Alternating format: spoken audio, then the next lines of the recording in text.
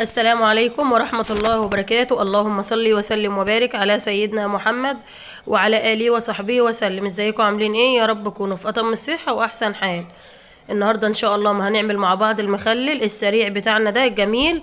بدل ما تشتريه من بره تعالي نعمله في البيت بطريقة حلوة وسهلة واقتصادية وب10 جنيه هتعملي جردل بحاله ان شاء الله. وهتشوفي معانا كل حاجة في الفيديو. بس قبل اي حاجة، لو لسه اول مره تشوفيني ادوسي لي الاشتراك في القناه وفعلي زرار الجرس على الكل علشان كل لما انزل وصفه ينزل لك كل جديد. وما تنسيش اللايك عشان هو ده اللي بيرفع الفيديو. وبرحب بضيوف الجداد وبقول لهم شرفتوني ونورتوني. هنعمل النهارده مع بعض. طبعا انتوا عارفين ان اللفت كتير جدا في السوق وحلو ورخيص ان شاء الله باذن الله، وهتشتريه وهتخليه بدل ما تشتري من بره.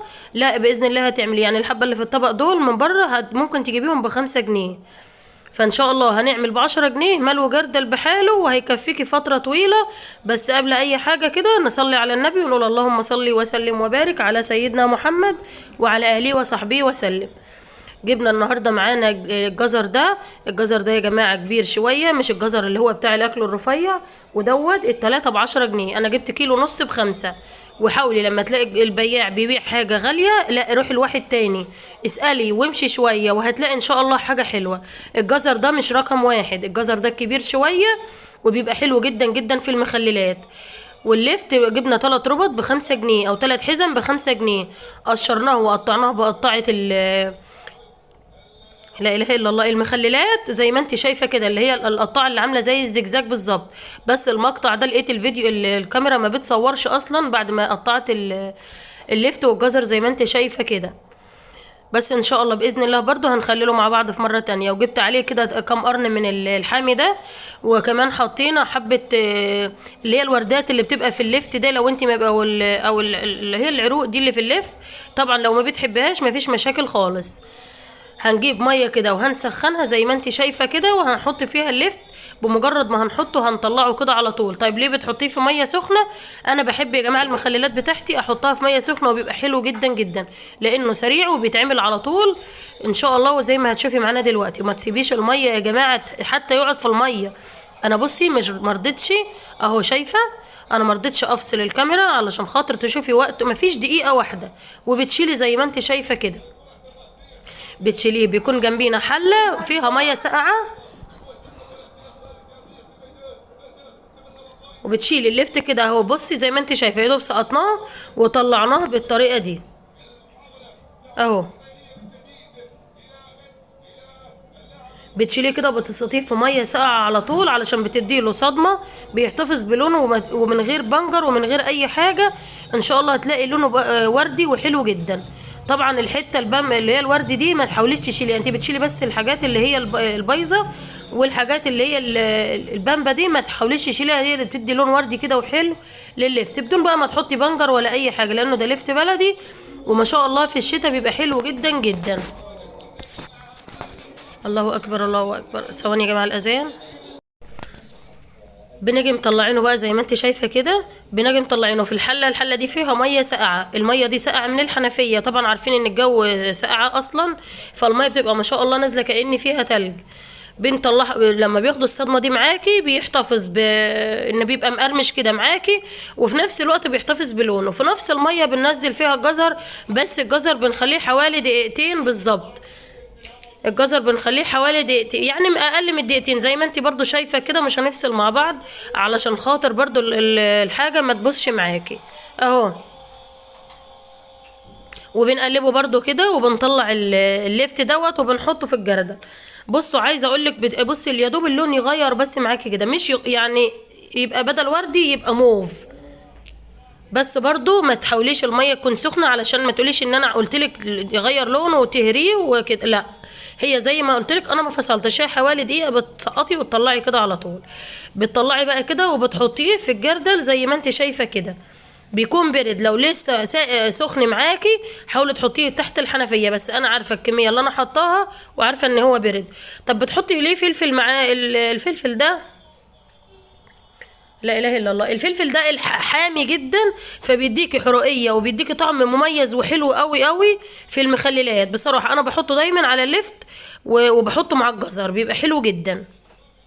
تقدري تعملي اللفت ده لوحده وتقدري تعملي الجزر لوحده، بس حاولي تحطي قرن الفلفل ده، بيكون حلو قوي علشان خاطر زي ما قلت لك بيدوا الحريه. وما تنسيش الوردات بتاع اللفت دي بتبقى مميزه في الاكل وفيها قرمشه حلوه قوي قوي.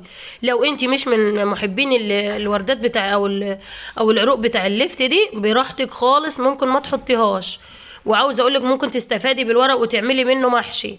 انا للامانه عملته مره واحده بس كان حلو جدا جدا، عملت حوالي طبق منه قلت هجربه، بس طلع حلو قوي قوي زي ورق العنب بس بيفرق انك بتعصري عليه، لو عصرتي عليه عصره ليمونه خلاص هو بيديكي طعم ورق العنب بالظبط. طبعا الجزر زي ما انت قلت لك، على ما طلعنا اللفت كنا خلاص كده طلعنا الجزر وغيرنا الميه. برضو ما تحطيش على الميه اللي انت حطيتي عليها اللفت، بتبقى سخنت من اللفت اهو. بتطلعي الجزر كده عليها وبتيجي حاطاه في ميه بعد ما بتغيريها برضو ساقعه من الحنفيه زي ما انت شايفه كده. بيفضل بالقرمشه بتاعته، ممكن يقعد معاكي فتره طويله جدا جدا. والله الطريقه دي حلوه يا جماعه، جربيها. ما تقوليش لا الميه سخنه هيبوظ، لا جربي. وما تقولي لو جربتي حتى لو في جزرتين او مثلا بتعملي المخلل بتاعك على ميه ساقعه، بس انا طول عمري بعمل المخلل بتاعي حتى الفلفل بعمله على ميه سخنه، وبيبقى مقرمش لاخر واحده في البطرمان او في الجردل معاكي، وبيبقى زي العسل كده. الجزر عملناه كله اهوت زي ما انت شايفه اهو. معلش اعذروني على القطاعه دي اللي هي بتاعه المخللات دي، كان نفسي اوريها لكم بس للاسف لقيت الفيديو بفاصل بعد ما خلصت تقطيع. وعاوزه اقول لك برضو الميه بتاعته من الحنفيه عادي جدا برضو، ولا غليناها وبردناها ولا اي حاجه. بصي الجزر اهو عشان ما تقوليش ان احنا هريناه في الحله اهو. ده بعد ما استلق يا جماعه، برضو حبيت اوريه لكم عشان ما تقولوليش ان اتهرى معايا. على ما يبرد شويه هنقول لكم احنا الميه بقى اللي هنضيفها. كل لتر ميه بتضيفي عليه 3 معالق من الملح. كل لتر ميه بتضيفي عليه 3 معالق من الملح. لو حابه يكون حادق عن كده ممكن تزودي معلقه. وبتحطي ماله معلقه الشاي سكر، معلقه الشاي بتمليها سكر. طب ليه مخلل وبتحطي لي سكر؟ السكر ده ماده حافظه وبيخلي طعم بيخلي القرمشه بتاع المخلل معاكي لاخر واحده في الجردل او في البطرمان معاكي. معلش انا بقول جردل كتير علشان انا مخلله في جردل. الجردل ده بتاع البصل والثوم البودر، فانا بخلل فيهم حلوين جدا ومحكمين الغلق عن البطرمان كمان اهو. بتجي وحطها كده في معلقه السكر دي بتضيفيها على الميه، وبتقلبي المخلل كله في الجردل زي ما انت شايفه كده، وبتضيفي عليه الميه. احنا ضفنا 3 معالق لكل لتر ميه، ومعلقه سكر صغيره. معلقه الشاي اللي هي المعلقه الصغيره دي بتمليها سكر وبتضيفيها. حلو قوي قوي في المخللات، وبتفضل مخليه المخلل محتفظ بقرمشته وبلونه لاخر حته فيه. هنغطيه بقى كده، حضفنا عليها الميه وزودناها لحد ما انت شفتي كده. هنقفل بقى الغطا كده ونحكمه كويس جدا جدا، وهنخليه يومين بالظبط وهناكل منه اهو. ممكن تضيفي في الوقت ده خيار، يعني ممكن تحطي خيار برضو مخلل معاه، بس ان شاء الله هعمله لكم باذن الله وهتبقى زي العسل وهتشوفيه معانا كل حاجه كده. ده بعد يومين بالظبط. بصي ما شاء الله اللهم بارك لونه، بصي والله العظيم عسل عسل. وعايزه اقول لك يعني الحبه دول تشتريهم بكام؟ يعني ب10 جنيه مليتي الجردل معاكم ما شاء الله جنب اي مخللات. حلو جدا جدا. وبصي لونه اهو ما شاء الله حلو زي الفل. دي كانت وصفتنا في المخلل النهارده، يا رب تكون عجبتكم. ولو عجبتكم وصفتنا ما تنسونيش في دعوه حلوه وليكي اضعاف اضعافها ان شاء الله. واشتركي في القناه وفعلي زرار الجرس على الكل عشان كل لما انزل وصفه ينزل لك كل جديد. بصي شكل المخلل اقسم بالله شكله تحفه روعه اهو. جنب اي اكل بقى، جنب اي حاجه، هو حلو في المخللات بصراحه بتتاكل وبتفتح النفس يا جماعه. يلا اشوفكم على خير، سلام عليكم.